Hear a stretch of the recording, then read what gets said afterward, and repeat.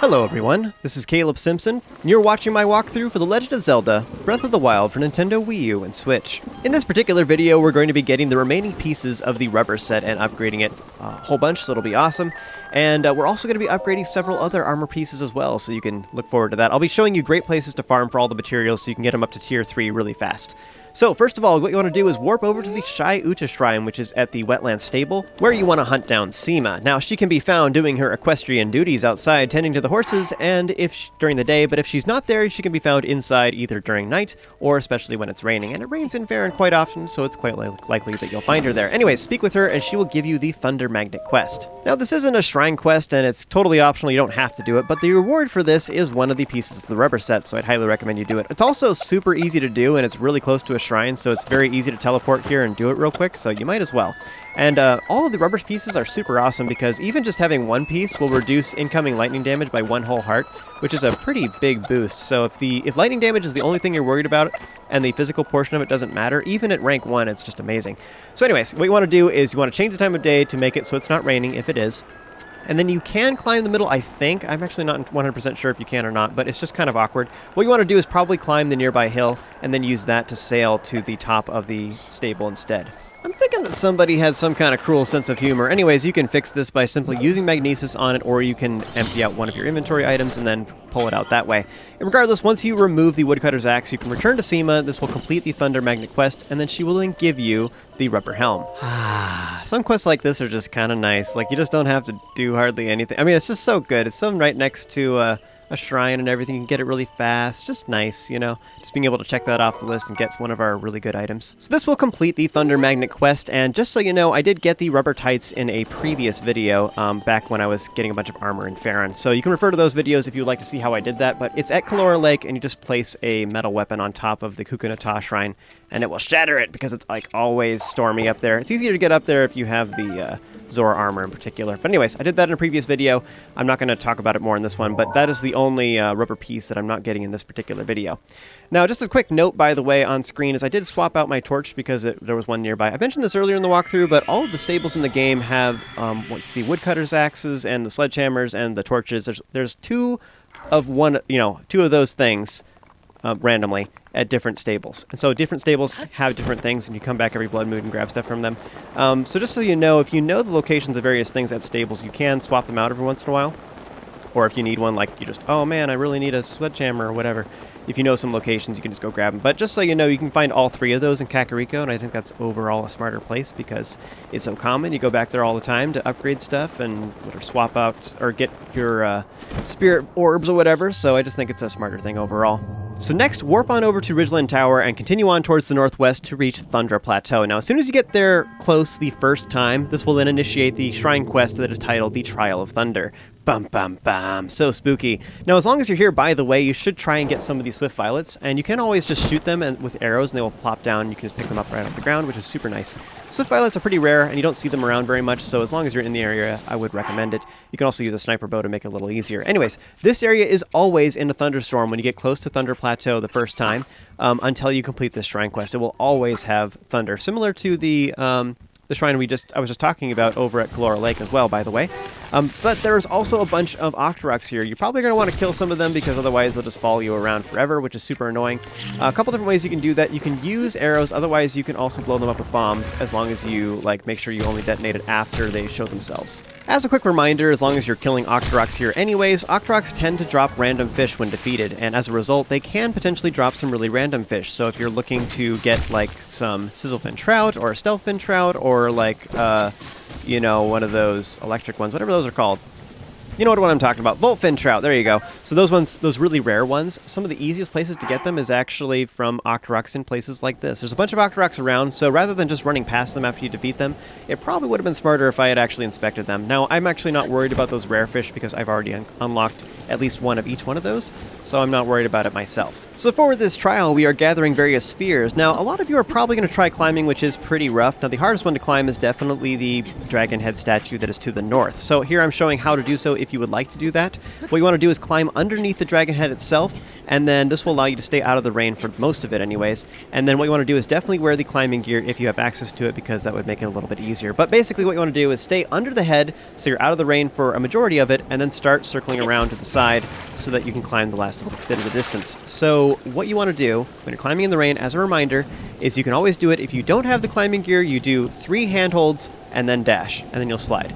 So by dashing right before you start slipping, then what will happen is this guarantees you can get some distance. And so that's actually how you're climbing. It's just basically the dash. So if you don't have the climbing gear, it's every 3rd handhold. If you do have the climbing gear, it's every 4th handhold. So climb, climb, climb, climb, dash. Like that. So you can climb in rain that way. Now, if you are planning to climb up there and throw the ball down, if you're going to use this method, then what you want to do is bring it to one of the ramps that's surrounding the Thundra Plateau. So in my case, what I did is I went to the one to the far north. I think overall this is the easiest one. So from here, you can place the ball down and then place it in like one of these little nooks. It makes it a little bit easier. Use stasis on it and then launch it with ideally a 2-hander. I think is overall the easiest from this particular position. Just so you know, as a reminder, the various weapon types have a different flying arc from them. So if you use a 1-hander or a spear or a 2-hander, they will launch slightly differently. Typically, the 1-handers and the spears will launch a little bit higher up in the air. Meanwhile, the 2-handers will launch more like horizontally. They go further. And in case I haven't reiterated this enough throughout the walkthrough, you don't have to use an iron sledgehammer, so if you don't have one, don't worry about it too much. You can use any weapon. In fact, like one good weapon you can use is the Master Sword, which I know that sounds weird, but the reason I say that is because if it breaks, it's just going to recharge anyway, so you don't have to worry about it. So if you're trying to use something expendable that you can use for launching objects like this, then the Master Sword is a pretty good choice.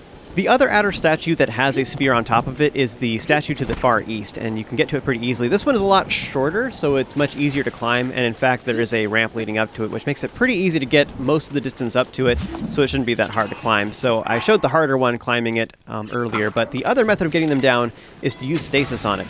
And so you can go ahead and use stasis on the orb, shoot it multiple times with arrows to get it to propel the other direction. Be sure you unequip any weapons and stuff if they are metal, because otherwise you will die.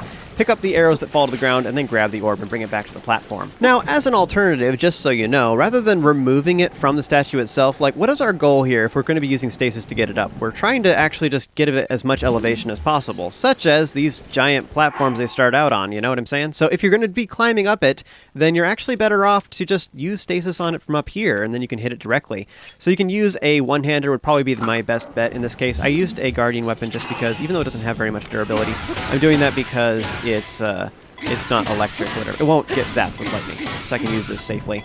So anyways, just keep smacking it with a 1-hander would be my recommendation as far as the easiest one to use, especially on the lower statue. That's the harder one to get. Now, as far as another alternative that I think a lot of people didn't realize is the fact that you can use the octoballoons. In fact, that might even be one of the reasons why there's so many octorocks around here, is to give you this alternative. But killing octorocks often will give you 1 or 2 octoballoons. I feel like these ones give you way more than anywhere else in the game. I'm not sure if that's actually true or it just feels that way to me. But anyways, octoballoons are awesome, and if you want to farm for them, this is a great place to do it. Now, there is actually a pretty sweet spot over on the top left of the plateau where you can get really close to the ledge, but you can't quite throw the sphere up there. You're like, even though you're so close, it doesn't work, no matter how many times you try. I've spent like 10 minutes just like throwing the stupid ball here, and it did not accomplish anything. But anyways, so just so you know, that's not going to work. Now, what you can do, though, is you can use octoballoons, and so there's a couple different places you can do this. I think just over on the left side right there, just to my left, right up against that stone wall is pretty good. The problem is it's very tall, so it's hard to get the octoballoons to bring it up high enough. Otherwise, just trying to get as close as you can is the best. Unfortunately, there's not really a super good place where the ball doesn't land, and when you're standing right next to the ball and you try to use an octoballoon, you're standing too close, and there's no, like, you need some room for Link to put stuff in his hands, apparently, otherwise it doesn't work.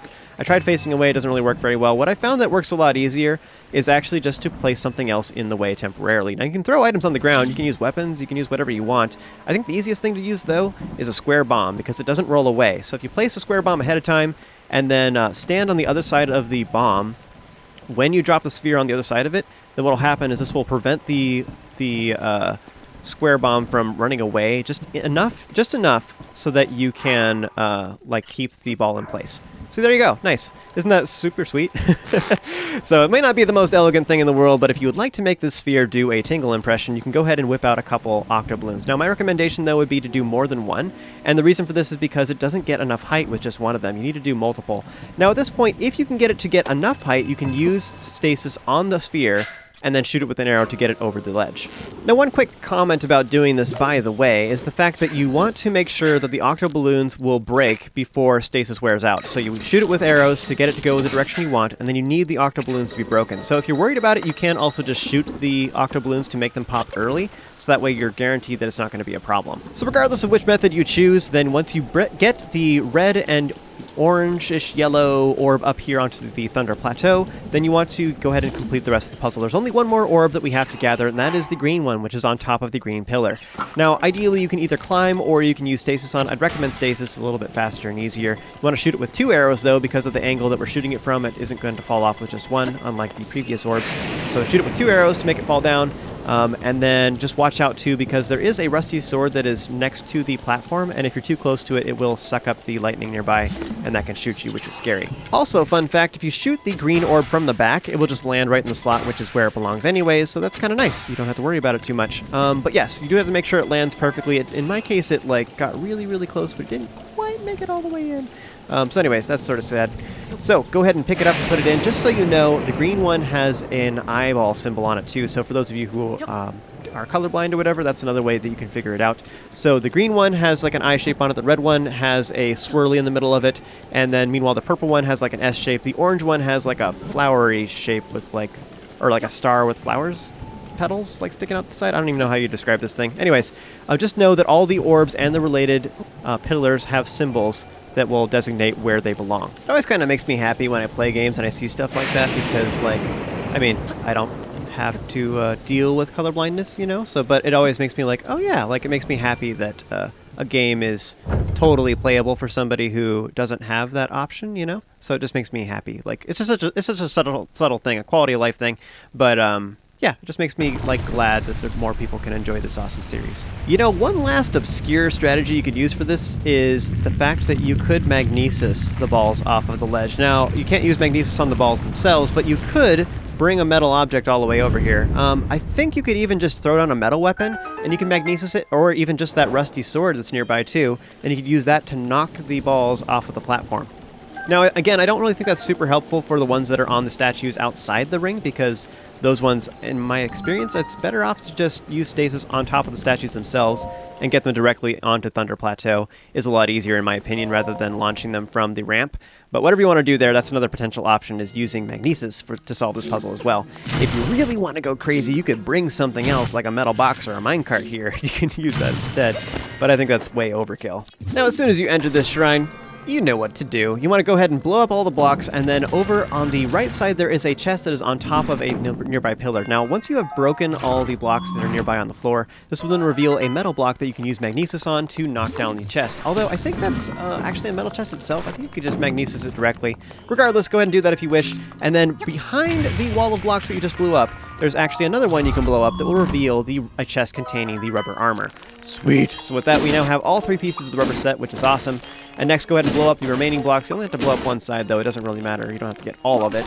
But next, what you want to do is use the metal block to get on top of the central platform. And then from here, you can blow up the remaining blocks and then use the metal block once again with magnesis to like move it. You can still see through the floor of the next section. So once you're on that platform, you can then magnesis the block down onto the switch that is below. This will allow you to hold it down so that you can access the old bro straight ahead. So at this point, I was thinking to myself, you know, I could use a little more life. So I went to Kakariko, did that. The other reason was, as long as I was here, I thought I would replace that iron sledgehammer because I kept smacking those orbs around and my durability is kind of low. So I'm just going to do this real quick. I keep mentioning the fact that the sledgehammer is here. I think this is a really great spot, especially from the Talo Neg Shrine. You can just fly right to the north, and it's super easy to get to. Just a really good spot to get one. So now that we have the rubber set, I'm going to be upgrading it all the way up to 3 stars, as well as getting all of our other 2-star sets that we currently have, getting those all up to 3 stars as well. So for the next little bit, I'm going to be showing all of the ingredients to do that if you've been following along with me.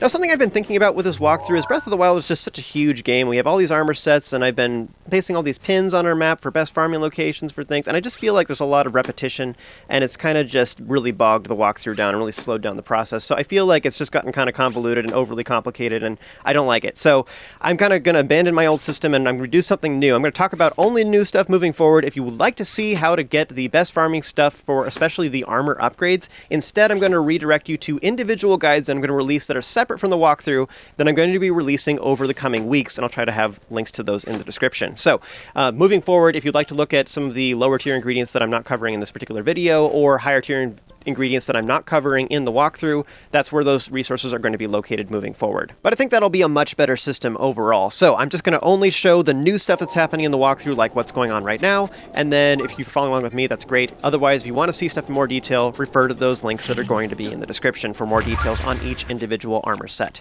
So first up for the rubber set, we need Volt Fruit, which is only found in Gerudo Desert. Warp to Gerudo Town, then work your way west and then north, and this little area has a pretty condensed chunk of them. They're all found on top of cactus. Blow them up with bombs, pick them all up, you'll get the 15 you need really easily. The best places to get Chew Jelly, in my opinion, are going to be just south of Rito Village, just north and south of Hatino Tower in the woods there, and also just southwest along the cliffside near Elven Tower. Just use a Blizzard Rod for those ones. Now, those are the best places to get Chew Jelly itself. Now, you can take Chew Jelly of any color and convert it to yellow Chew Jelly by simply using a shock weapon near it. Don't actually hit it directly, just swing like over it. Otherwise, you can throw them in shallow water. The best place to do this is in Zoro's domain, and then shoot them with a shock arrow nearby so that the electrified field will then convert them all. One quick note about this, though, is you'd want to stand far enough back you don't electrocute yourself, but also you can only have up to 10 Chew Jelly on the ground at any given time. You try to place any more than that, and they will replace the oldest ones. The best place to get Zap Shrooms is just south of Satori Mountain and Delight Forest, there along the cliffside. Otherwise, the next best place where you can get a larger quantity of them, but it's just a little slower to acquire them, is just in Akala in general, and the best place to go for that is warp your way to Skull Lake, and then go south to Rockwoods, then North Akala Valley, and finally Akala Wilds. Now, unfortunately, we need a ton of yellow Lizalfos tails, both for Tier 3 and Tier 4 of the rubber set upgrades. So, the best way to defeat them is to use a Blizzard Rod and a two-hander to smack them, and you can also, if you're feeling a little bit scary, because they do hurt quite a bit, is I would recommend a lot of armor value to reduce the physical damage, and then shock resistance to completely nullify all of their shock damage. With those two things, we're great. You can actually do this with either the rubber set, even if it's low tier, and then have an armor buff with, like, say, Armored Porgies. Gives you way more than enough armor to where they can't even hurt you at all. So you're pretty much invulnerable. And then otherwise you can do it the other way around, where you have like whatever your highest armor value and the Champion's Tunic, and then have those Zap Shrooms, because we just got a ton in Akala just a moment ago, right? So you can make a Zap Shroom dish, and then poof, you're invulnerable to these guys. So then you can hunt a whole bunch of them while that buff lasts. So, the easiest, fastest way to get them is to go to Farron at the Spring of Courage and go south of that. There's 2 enemy encampments that each have 3 electrical Lizalfos. Run in with a Blizzard Rod and a two-hander, defeat them, and you'll get a bunch of stuff. Now, if you're willing to wait for multiple Blood Moons, you can just keep going back there every time, and it's really easy. Otherwise, if you want to spend a little more time hunting, you can get a whole bunch of them in Gerudo Desert. Now, the way to do this is you grab a Sand Seal just at the Gerudo Town, and then you will sneak up on them with the stealth set or use bombs to blow them up, get the Sand Seal, then start searching around the Gerudo Desert. Now, how these work is that the electrical Lizalfos are often found as just like camouflage, just a single one by itself in the sand. And so what you want to do is just go towards these mounds. You can't actually tell what color of Lizalfos it is. Most of them are yellow, but they could be red or black. So you can like go up to them with the Sand Seal, then veer off to the left or right of them. They'll jump out of the sand, and then you'll get to see a quick glimpse of what color they are. If they're the right color, then go ahead and stop using the Sand Seal, then turn to the Lizalfos, use the Blizzard Rod so you don't accidentally hit your Sand Seal straight ahead. So make sure you rotate first, but then stun him, defeat him with a two-hander, boom, and then you grab the parts and then keep going. That's the fastest way that I found to do it, and then just zigzag around the desert getting all of the mounds of Lizalfos that you see. This is definitely more time-consuming than the ones that are in Turkozu Lake, but this will give you about 20 of them total, which is most of the ones that we you need, actually. Now, a real quick comment before we move on is a lot of the sets, including the rubber set and the Zora set that we're talking about right now, require gems to get them all the way up to tier 4. Now, generally speaking, I think tier 4 is excessive and I don't really want to push for it or talk about it much. If you want to see more details about that, then refer to the individual armor set guides that I have. There'll be links in the description. I haven't posted those yet, but I will post those videos in the coming weeks.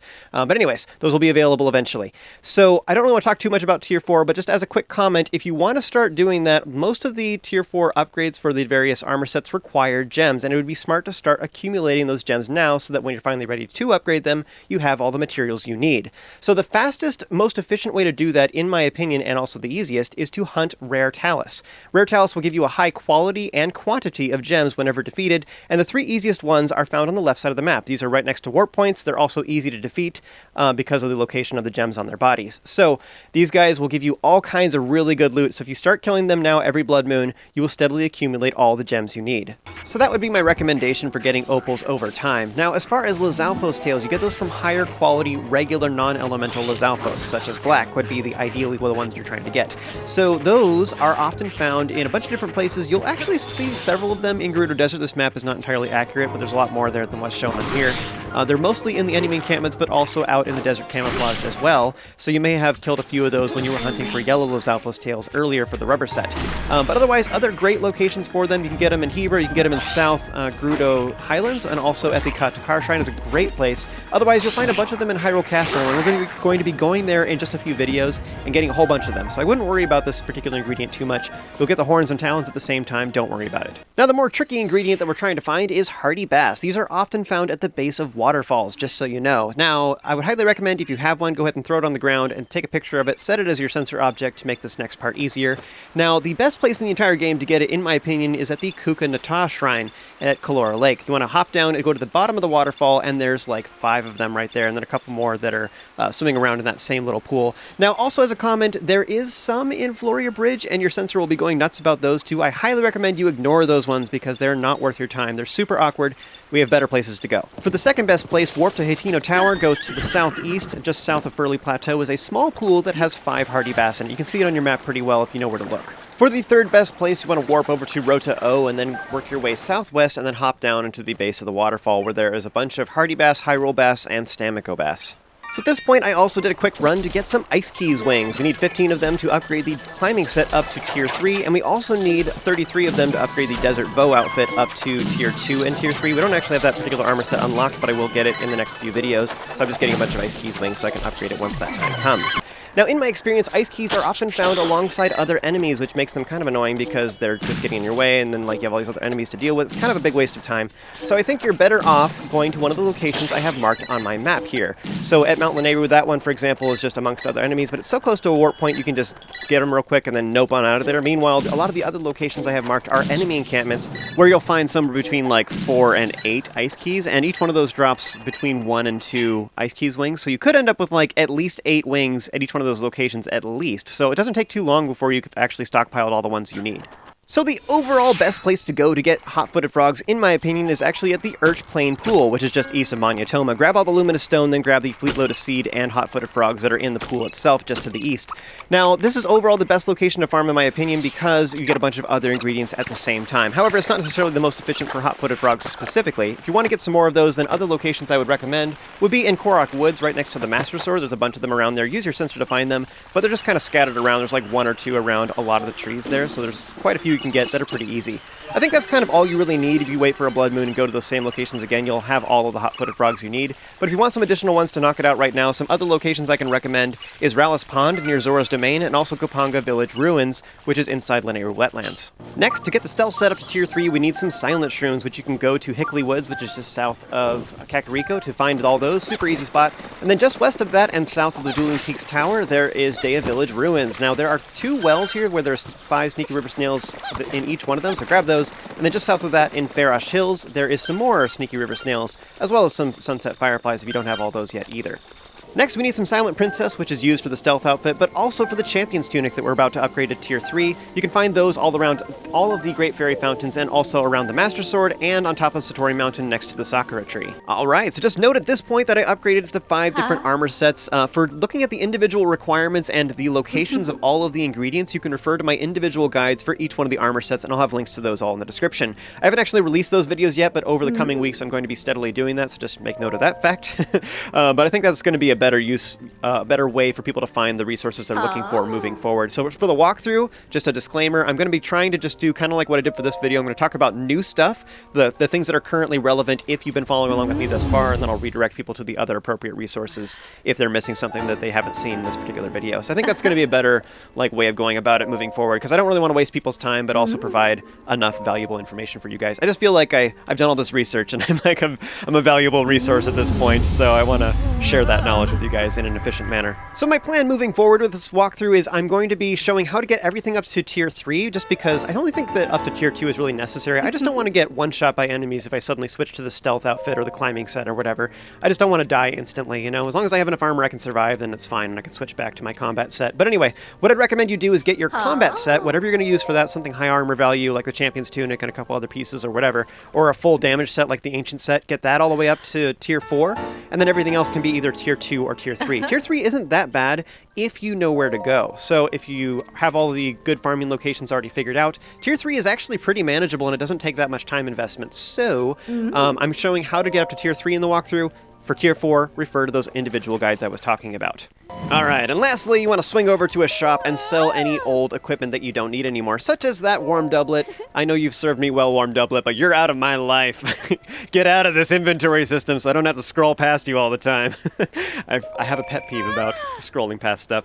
But anyways, what did you guys think of this new format? If you could let me know in the comments, that would be helpful. I'm curious to see if it was concise and everything, or if it was more confusing this way. I think it's pretty good though, like the maps and everything, even if it's a little bit overly complicated and there's a lot of information in a very short period of time. I think people can just pause and stuff anyway, and they can just skim past all the stuff they don't care about. I don't know, I think it'll be good. But let me know in the comments, that would be helpful. As always, thank you guys so much for watching. You have an amazing day, and I'll see you next time.